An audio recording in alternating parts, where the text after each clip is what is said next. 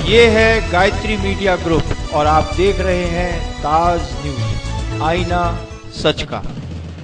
नमस्कार, ताज न्यूज के इस बुलेटिन में आप सभी का स्वागत है। मैं हूं आशिया खान। खबरों की शुरुआत करने से पहले देखेंगे आगरा शहर की सुर्खियां। तेज रफ्तार बाइक घुसी मिट्टी के ढेर में, एक की मौके पर ही मौत, 2 लोग गंभीर घायल। ऐसे में भर्ती थाना सदर के रोहता इलाके की घटना। डबल मर्डर के खुलासे के बाद समाजवादी पार्टी के शहर और जिला अध्यक्ष ने पीड़ित परिवार से की दिल की बात। कहा, संकट की इस घड़ी में हर संभव मदद करेगी समाजवादी पार्टी। जेवर में एयरपोर्ट आने की खबर से भाजपा नेता बेहद आक्रोशित। सीकरी सांसद चौधरी बाबूलाल मानसून सत्र में उठाएंगे ताजनगरी में सिविल एयरपोर्ट की मांग। और आबकारी विभाग ने अवैध शराब की कालाबाजारी करते 2 तस्कर किए गिरफ्तार। हरियाणा से लाकर शहर में कम कीमत पर शराब खपाने का था प्रयास। और अब खबरें विस्तार से। थाना सदर इलाके के रोहता पर तेज गति से आ रही बाइक मिट्टी के ढेर में जा घुसी, जिससे बाइक पर सवार 3 में एक की मौत हो गई, जबकि 2 लोग गंभीर रूप से घायल हुए हैं। सूचना पर पहुंची पुलिस ने घायलों को ऐसे में भर्ती कराया है। सोमवार देर रात थाना सदर इलाके के रोहता पर तेज गति से आ रही बाइक सवार मिट्टी के ढेर में जा घुसी। बाइक सवार 3 व्यक्ति रामू, अवधेश और विनोद बाइक चला रहा था। रामू और अवधेश बैठे हुए थे। तीनों व्यक्ति थाना मलपुरा के सलेमाबाद के रहने वाले हैं। ये तीनों आगरा से अपने गांव सलेमाबाद जा रहे थे। रोहता के पास पुल की खाई में निकली मिट्टी रखी हुई थी, जिसमें बाइक सवार तीनों व्यक्ति आगरा से सलेमाबाद जाते समय रोहता के पास मिट्टी के ढेर में जा घुसे। इसमें रामू की मौके पर ही मौत हो गई, जबकि अवधेश और विनोद घायल हो गए। ये गाड़ी से आ रहे थे तीनों जने और आते में मिट्टी पे रोड पे मिट्टी डली हुई थी। मिट्टी में इनकी गाड़ी चढ़ गई। गाड़ी में चढ़ने सर में चोट लग गई। उसमें देख खत्म हो गया। किस जगह की घटना है भैया? रोहता नहर पे बाईपास। सूचना मिलने पर पुलिस मौके पर पहुंच गई। शव को कब्जे में लेकर पोस्टमार्टम गृह भेज घायलों को एसएम मेडिकल में भर्ती करा दिया। वहीं पुलिस पूरी घटना की जांच में जुट गई है। थाना हरिपर्वत के खंदारी में दिन दहाड़े हुए चर्चित दोहरे हत्याकांड का आखिरकार पुलिस ने खुलासा कर ही दिया। इस हत्याकांड को अंजाम देने वाले अधिवक्ता के भतीजे को पुलिस ने हिमाचल के कसौली से गिरफ्तार कर हत्याकांड के बाद लूटे गए जेवरात भी बरामद किए हैं। इस खुलासे के बाद पुलिस ने भी कुछ राहत की सांस जरूर ली है। आगरा की पौष कॉलोनी खंदारी में 23 तारीख को वकील प्रवीण गुलाटी की पत्नी रमा गुलाटी और बेटी दीक्षा गुलाटी की दिन दहाड़े पीट कर हत्या कर दी गई थी। इस दोहरे हत्याकांड के बाद पुलिस महकमे में हड़कंप मच गया और पुलिस इस घटना के खुलासे में जुट गई कि आखिरकार दोनों की हत्या किसने की और क्यों की। 7 दिन की तफ्तीश में पुलिस ने जो खुलासा किया उससे सभी के होश उड़ गए। रमा और दीक्षा की हत्या करने वाला कोई और नहीं बल्कि वकील प्रवीण गुलाटी का सगा भतीजा गौरव था। दरअसल इसी साल मार्च में एक शादी समारोह के दौरान गौरव के मां और बाप से उसकी सगी ताई रमा गुलाटी से कुछ कहासुनी हो गई। इसी कहासुनी में रमा गुलाटी ने गौरव के माता और पिता से कुछ बदसलूकी कर दी। इस बदसलूकी का बदला गौरव अपनी ताई से लेना चाहता था। लिहाजा 23 तारीख की दोपहर को गौरव अपने ताऊ प्रवीण गुलाटी के घर पहुंचा। उस वक्त सिर्फ गौरव की ताई रमा गुलाटी और चचेरी बहन दीक्षा गुलाटी घर में अकेले थे। घर पहुंचने के बाद चाची किचन में पानी लेने गई तो गौरव ने पीछे से आकर ताई के गले में फंदा डाल दिया और गला दबाकर हत्या करने की कोशिश की, लेकिन ताई ने हाथ पैर ज्यादा मारे तो वो फंदे से बच गई। तभी गौरव ने किचन में रखे चकला और बेलन से ताबड़तोड़ सिर पर हमला कर दिया, जिससे ताई की मौत हो गई। इस हत्याकांड को गौरव की चचेरी बहन ने देख लिया तो गौरव ने उसकी भी पीट कर हत्या कर दी। दोनों की हत्या करने के बाद गौरव ने ताई के शरीर के जेवरात और घर में रखे हुए बाकी जेवरात और नकदी लिए और फरार हो गया और हिमाचल प्रदेश में जाकर छिप गया। पुलिस के लंबे हाथ हिमाचल प्रदेश में गौरव के गिरवान तक पहुंच गए। पुलिस ने गौरव को गिरफ्तार कर लिया और जेल की सलाखों के पीछे भेज दिया है। लगातार प्रयास करके इसके ये जो घटना करने वाले जो इनके भतीजे हैं, इनका नाम गौरव गुलाटी है, इनकी गिरफ्तारी की है हिमाचल प्रदेश से और इन्होंने अपना क्राइम एक्सेप्ट किया है परिवार वालों के सामने, पुलिस वालों के सामने। और इनके पास से जो बरामदगी की है, जो घटनास्थल से जो इन्होंने जो सामान उठाया था, जो पैसा उठाया था और जो सोने के जेवरात उठाए थे और मृतक के अंगों से भी कुछ सामान उठाया था, वो भी हमने बरामद किया है। इनके कपड़े जो खून से सने हुए थे वो भी हमने बरामद किए हैं और इन्होंने अपना क्राइम एक्सेप्ट किया है। आखिरकार 7 दिन तक तफ्तीश में जुटी पुलिस ने इस जघन्य हत्याकांड का खुलासा तो कर दिया, लेकिन इस बार भी हार तो प्रवीण वकील गुलाटी की ही हुई। एक ओर तो उन्होंने अपनी पत्नी और बेटी को खोया और इस हत्याकांड का कातिल भी उनका अपना भतीजा ही निकला।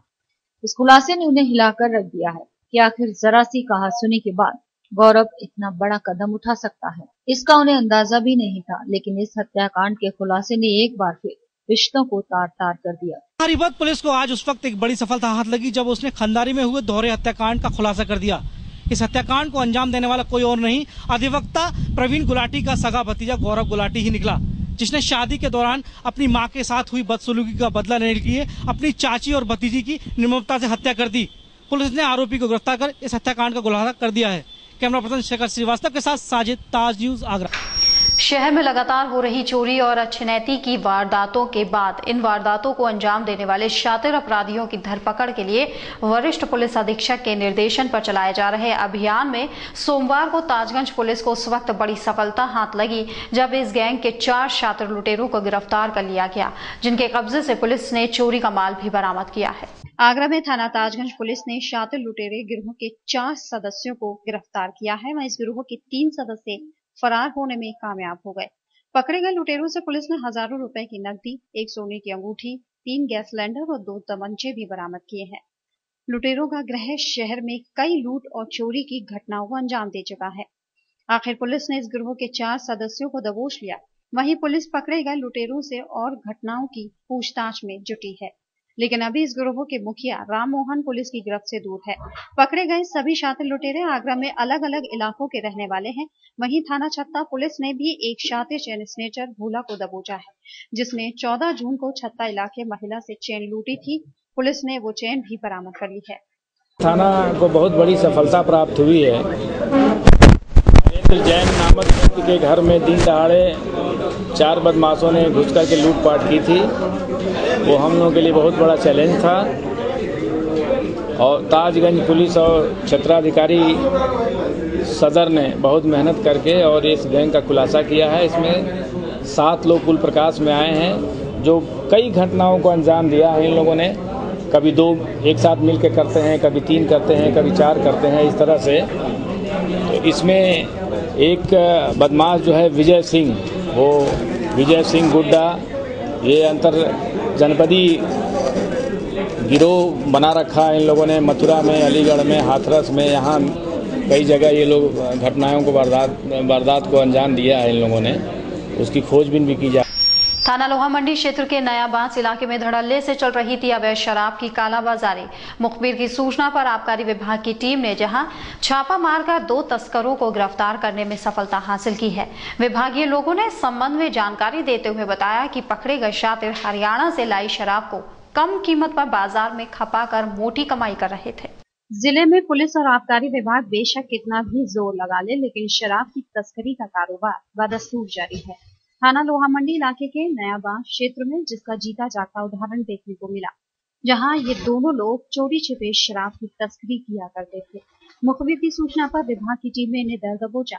उनके पास से 2 पेटी शराब भी पकड़ी गई, जिससे मार्केट वैल्यू से कम कीमत पर बेचकर मुनाफा कमाया जा रहा था। द्वारा सूचना प्राप्त हुई कि नया बांस नत्थी का खेत थाना लोहा मंडी में अर्जुन यादव नाम के व्यक्ति द्वारा अवैध शराब का कारोबार किया जा रहा है। मुखबिर की सूचना के आधार पर मैंने तुरंत अपने स्टाफ को लेकर के मौके पर दबिश की।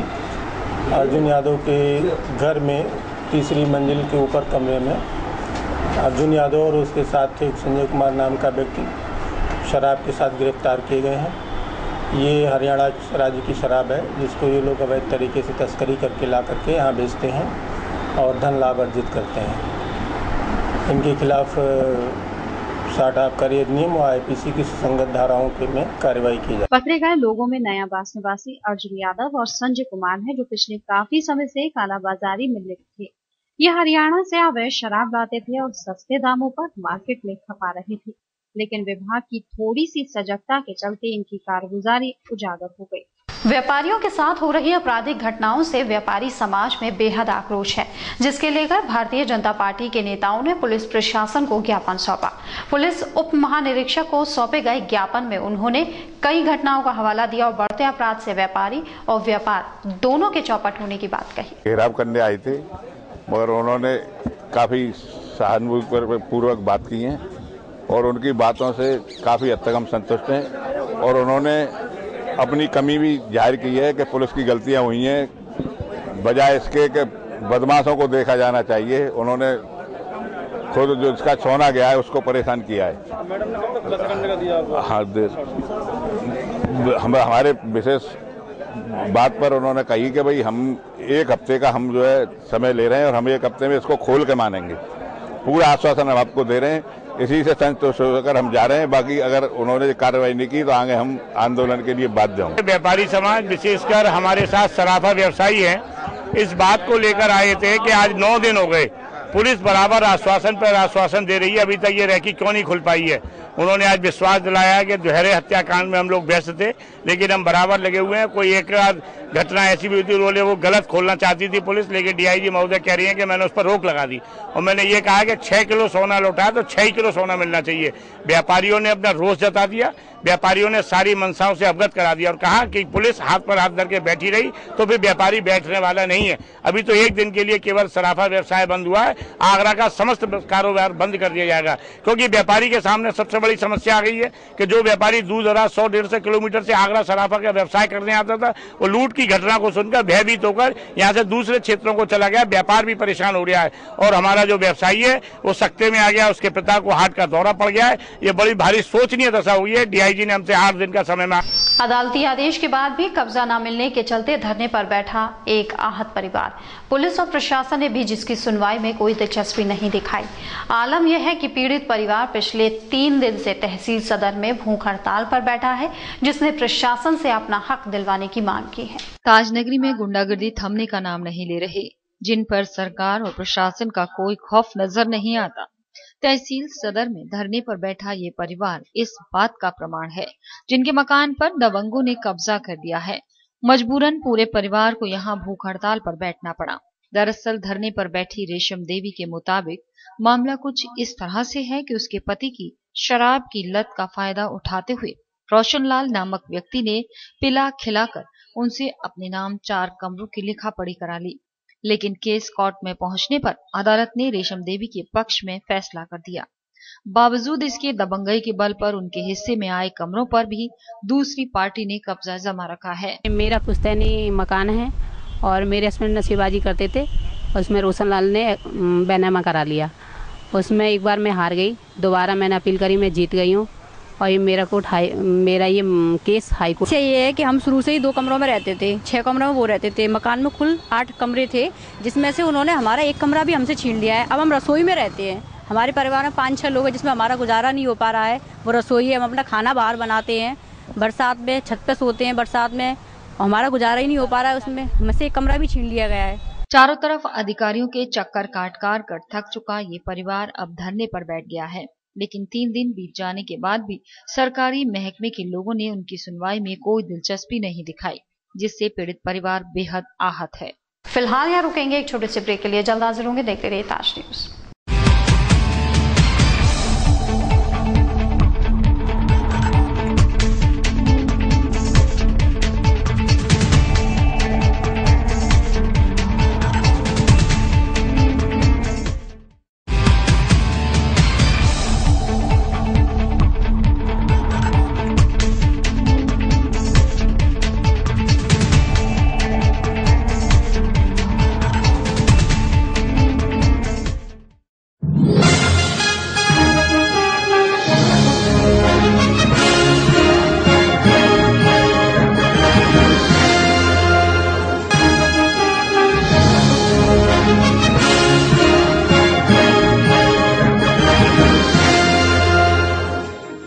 ज्वेलरी मिलने का विश्वसनीय स्थान। हमारे यहाँ आपको gold, hallmark certificate gold jewellery नए कलेक्शन के साथ उपलब्ध मिलेगी।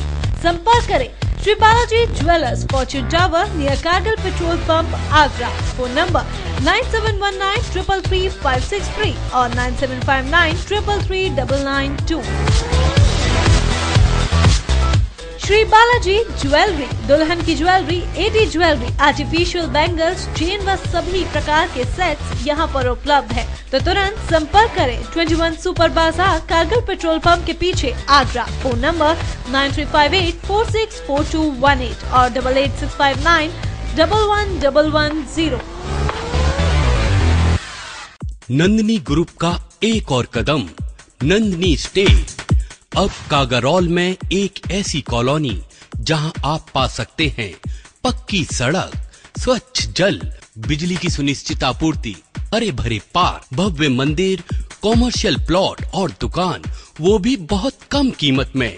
ये सब सुविधा कागारौल में गेट बंद कॉलोनी यानी नंदिनी स्टेट में। अब गांव को शहर बनाना है, हमारा सपना आपका घर हो अपना। नंदिनी स्टेट।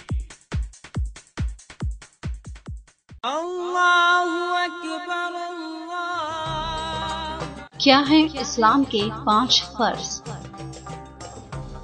क्या है इस्लाम के मायने? रमजान क्या है? क्या है रमजान की फजीलतें? कौन कौन सी बातें हैं अल्लाह को पसंद? रमजान और इस्लाम से मुताल्लिक ऐसे ही सवालातों के जवाबात के साथ हम ला रहे हैं प्रोग्राम माहे रमजान, जिसमें आप कॉल कर पूछ सकते हैं रमजान से मुताल्लिक अपने सवालात। आप हमसे राब्ता कर सकते हैं इस नंबर पर 0562-688-8845। माहे रमजान देखिए 19 जून से हर रोज सुबह 11 बजे सिर्फ ताज 786 पर।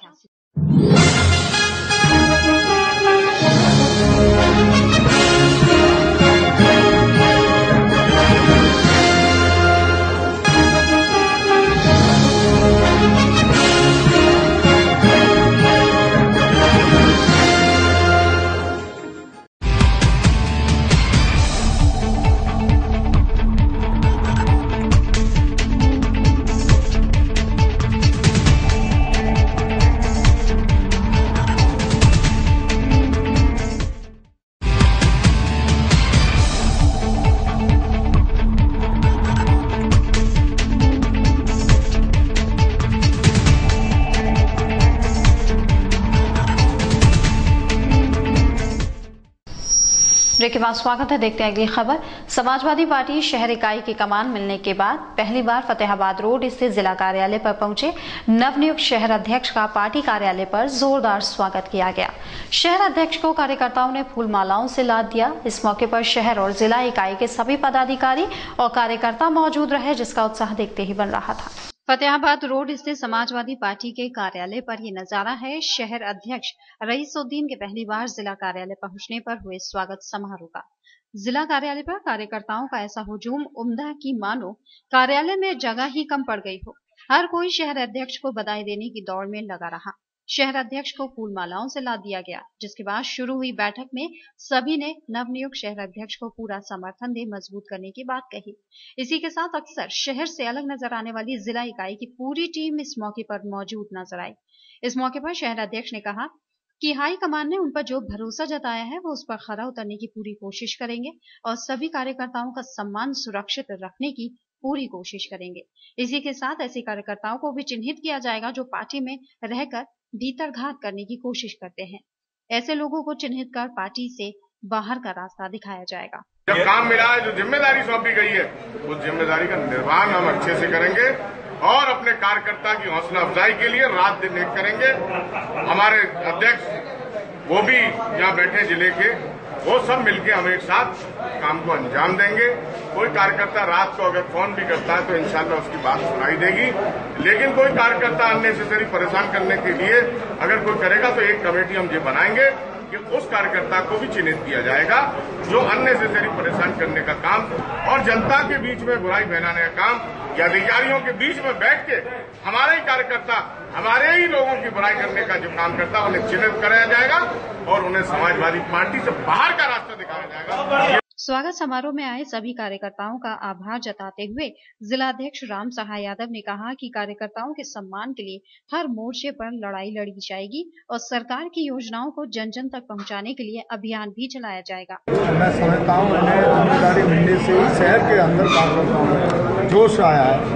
मैं उनको बधाई देता हूँ अपने जिले की तरफ से और सभी पार्टी के कार्यकर्ता और संगठन की तरफ से तो वो अच्छा काम करेंगे। हम दोनों मिलकर नहीं, पहले भी हमने पूर्व में दोनों ने मिलकर काम किया है और जहाँ भी कार्यकर्ता की जहाँ बात आएगी तो हम दोनों उनके साथ जो कंधा से कंधा। समाजवादी पार्टी में पढ़ाई में प्राइसी पड़ी थी शहर में, उसको एक नई ऊर्जा का संचार मिला है। समाजवादी पार्टी का प्रत्येक कार्यकर्ता जो अब तक घर में दुबका हुआ था, निष्क्रिय था, जो समाजवादी पार्टी के लिए कुछ करना चाहता था, समाजवादी पार्टी की रीति नीति और सिद्धांतों को जन जन तक पहुंचाना चाहता था, आज उसमें एक नई ऊर्जा का संचार हुआ।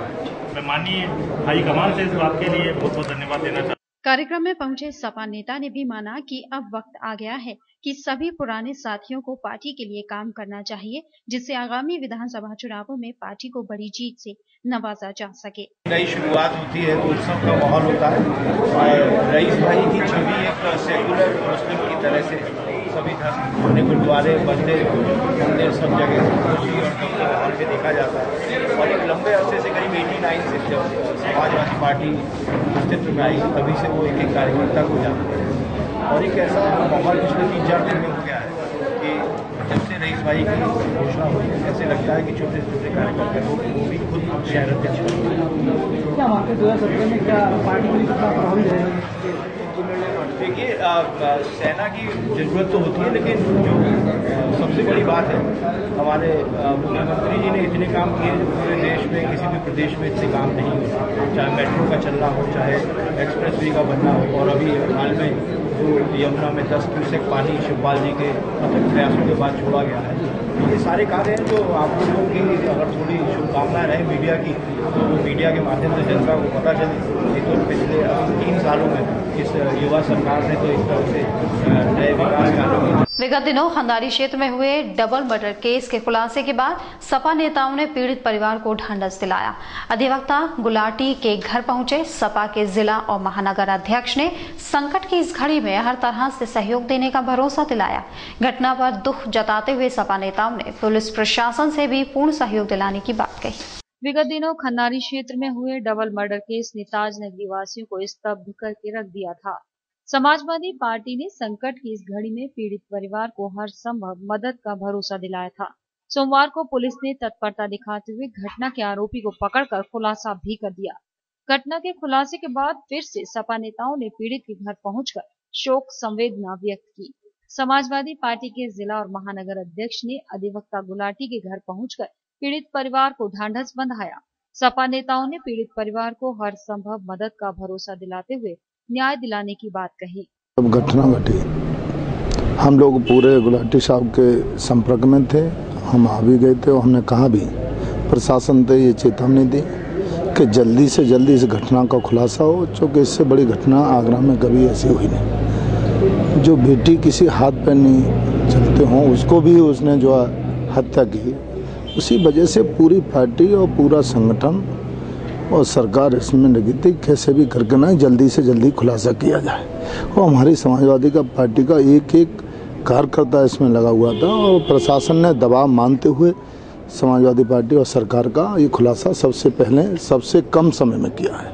हम इसके लिए प्रशासन को भी धन्यवाद बोलते हैं और ऐसे खुलासा जल्दी से जल्दी होने चाहिए, इससे जो है क्राइम रुके और सरकार हमेशा पीड़ित परिवार के साथ है। उनका ढांढस बंधाने के लिए आए हैं। गुलाटी साहब के साथ बहुत ज्यादती हुई है।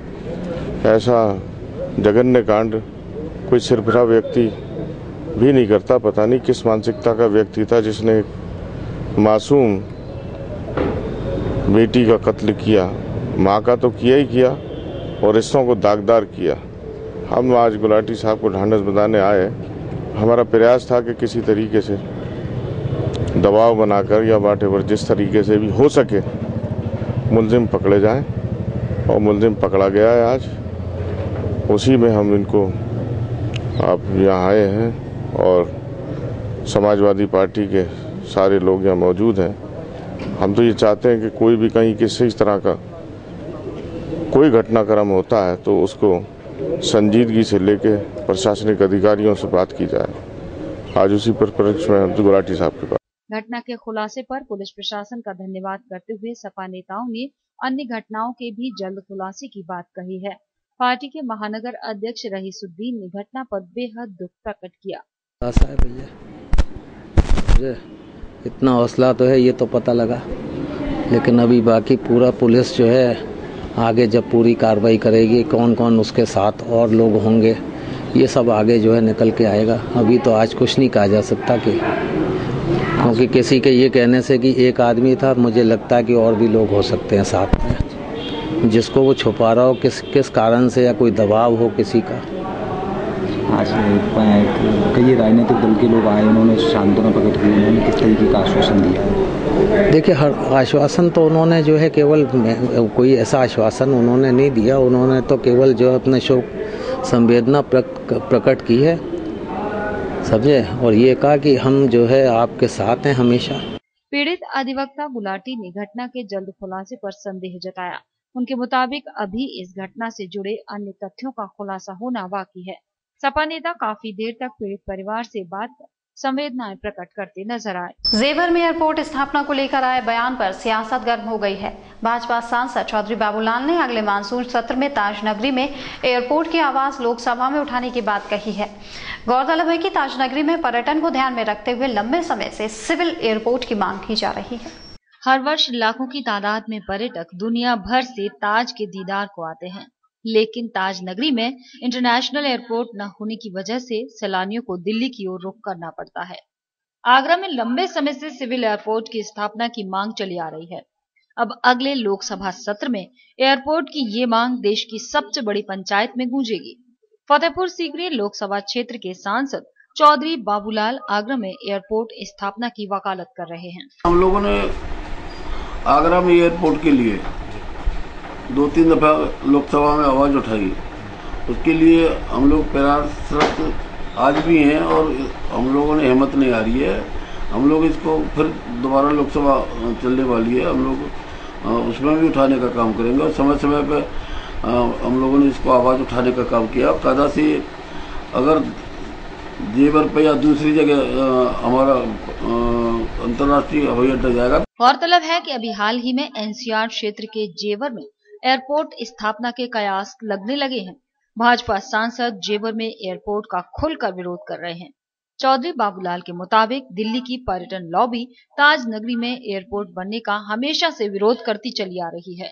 अब देखना ये होगा कि भाजपा सांसद के ये प्रयास आगरा के पर्यटन को बढ़ावा देने में कितने कारगर साबित होंगे। मुस्लिम समाज की आस्था का केंद्र करबला भी अब भूमाफियाओं से महफूज नहीं है। करबला की पाक जमीन पर हो रहे लगातार कब्जों से नाराज वक्फ बोर्ड कमेटी ने नाराजगी जताते हुए प्रशासन के खिलाफ आंदोलन करने की बात कही है। साथ ही कमेटी का कहना था कि जल्द ही इस पर कार्रवाई न हुई तो आगरा में कहीं भी मुहर्रम नहीं मनाए जाएंगे और प्रशासन को मुस्लिमों का आक्रोश भी झेलने को मजबूर होना होगा। शहर में मुस्लिम की आस्था का केंद्र माने जाने वाले करबला पर भी भूमाफियाओं की नजर खराब हो चुकी है। वर्षों से लगातार हो रहे कब्जों की शिकायतों के बाद भी प्रशासन कोई ठोस कदम नहीं उठा रहा है। अपनी नाराजगी को जताते हुए वक्फ बोर्ड कमेटी के सचिव अबरार हुसैन ने प्रेस वार्ता के माध्यम से जानकारी दी कि कुछ मुस्लिम और दलित समाज के लोग लगातार करबला की जमीन पर कब्जा कर रहे हैं और कब्रों को जमींदोज कर वहां मकान बना लिए गए हैं। इसकी शिकायत करने पर भी प्रशासन ने कोई कार्रवाई नहीं की। खसरा नंबर 166 और 170 पर भी आवास विकास ने कॉलोनी काट कर बेच दी। तमाम शिकायतों के बाद भी आज तक कोई कार्रवाई नहीं हुई। कमेटी के लोगों का साफ तौर पर कहना था कि अगर प्रशासन ने इस ओर ध्यान नहीं दिया तो मुस्लिम समाज खामोश नहीं रहेगा और मुहर्रम का बहिष्कार कर देगा व प्रशासन के खिलाफ आंदोलन करने को मजबूर होगा। देखिए, आज जो है आगरा करबला जो आगरा में है उस पर जो अवैध कब्जे हो रहे हैं उसको लेकर हम लोग आपसे वार्ता कर रहे हैं ताकि आप जनता तक पहुंचा। अवैध कब्जे जो है मैं बराबर लिख रहा हूं जो जिलाधिकारी को भी, शासन को, प्रशासन को कि यहाँ गुंडा तत्व, अवांछनीय तत्व बहुत तेजी में है। कई बार मैंने रिपोर्टें भी दर्ज करा चुका हूँ और कुछ रिपोर्टें तो जिलाधिकारी महोदय के माध्यम से भी कराई है। गुंडा तक जेल में जाते हैं, छूट के आन के फिर कब्जे अपने चालू कर देते हैं। कमेटी ने बताया कि कमलानगर के मुगल रोड पर भी वक्फ बोर्ड की खसरा नंबर 275 जमीन है। वहां भी कुछ लोग कब्जा करने में लगे हैं, लेकिन प्रशासन के कानों में जू नहीं रेंग रही।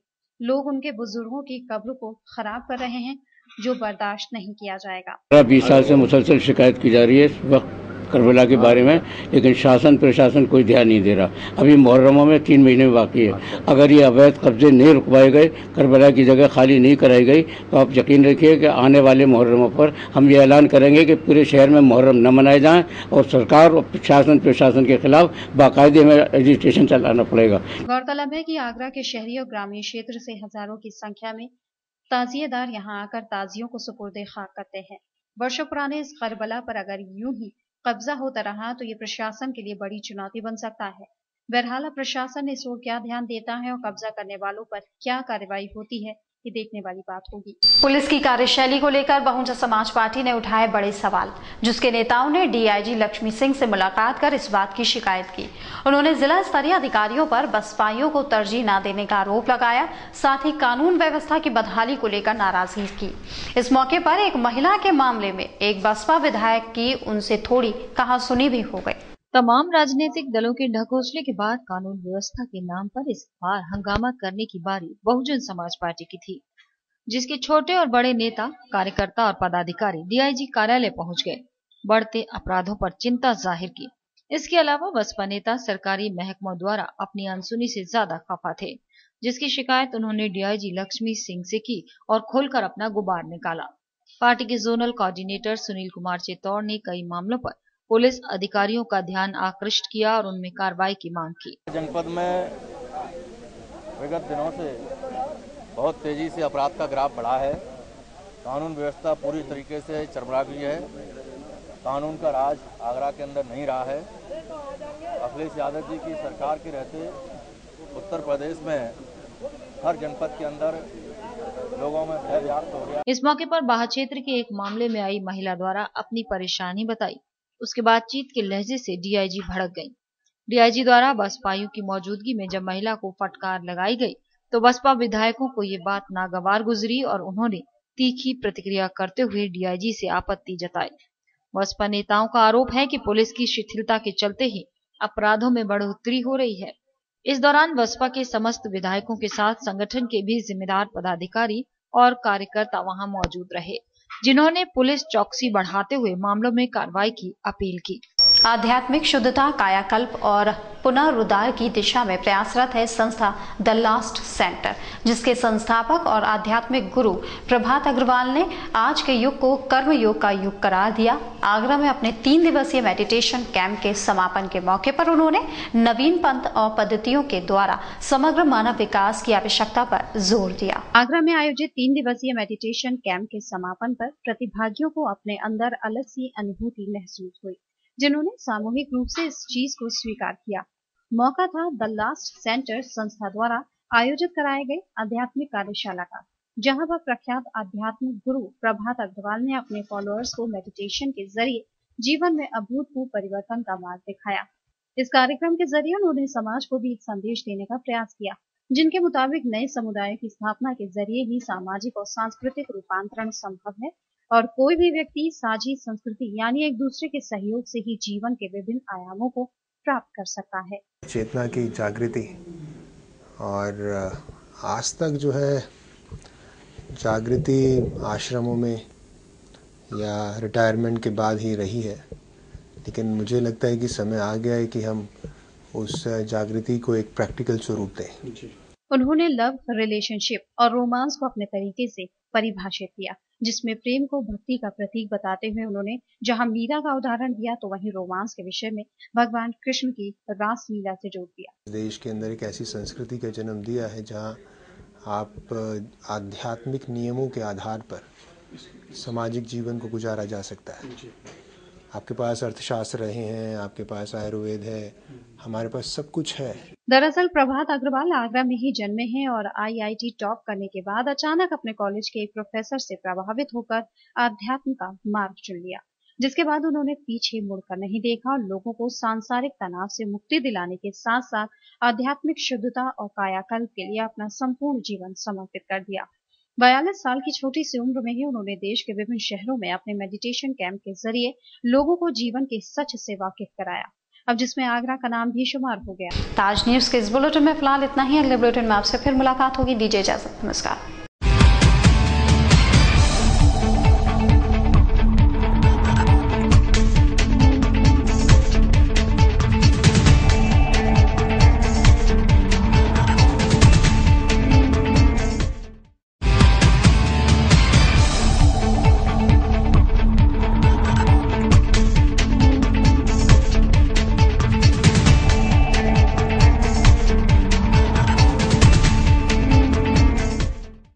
ये है गायत्री मीडिया ग्रुप और आप देख रहे हैं ताज न्यूज, आईना सच का।